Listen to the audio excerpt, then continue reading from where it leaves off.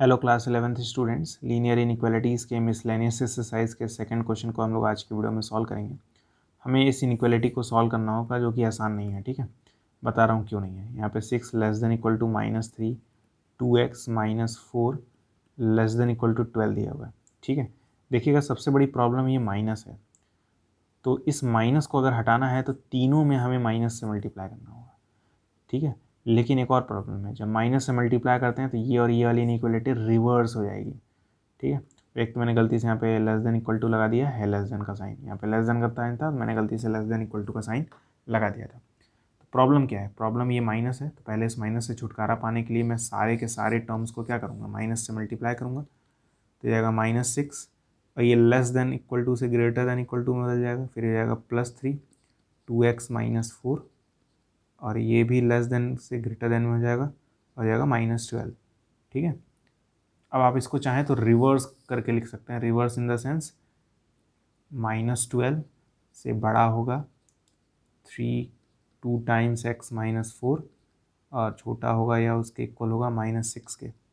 ठीक है, आपको मेरी बात समझ में आई। मैंने क्या किया है, ये ग्रेटर देन में बदल दिया था, तो इसको वापस से लेस देन में लाने के लिए इधर वाला टर्म मैंने पहले लिखा। अब देखिए यहाँ ग्रेटर देन है तो यहाँ उल्टा हो जाएगा, जब आप इस पूरे के पूरे चीज़ को पहले लिखेंगे तो, और इस पूरे के पूरे चीज़ को उस साइड लिखिए, लेकिन ये वाला साइन उल्टा, तो 2 बार उल्टा करना है, याद रखिएगा। क्लियर है, उम्मीद करता हूँ समझ में आया होगा कि कैसे क्या हुआ है। जब माइनस से मल्टीप्लाई करते हैं तो इनइक्वालिटी रिवर्स हो जाती है।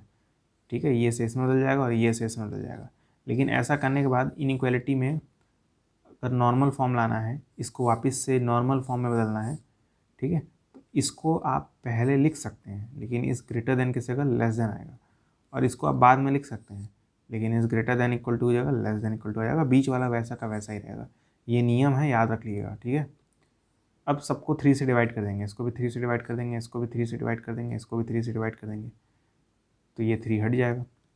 ठीक है, तो जाएगा -4 should be less than 2x -4 should be less than equal to -2।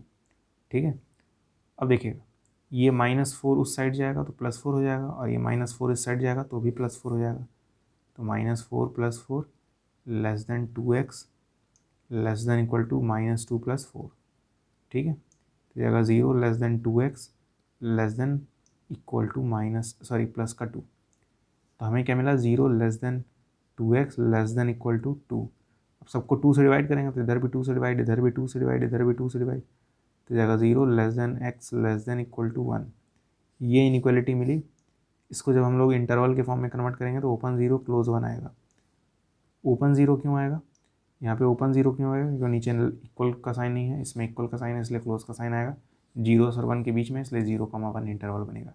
यही हमारा आंसर है। उम्मीद करता हूँ आपको समझ में आया होगा। अगर समझ में आया तो वीडियो को लाइक करिएगा। मिलते हैं अगले वीडियो में, तब तक के लिए गुड बाय।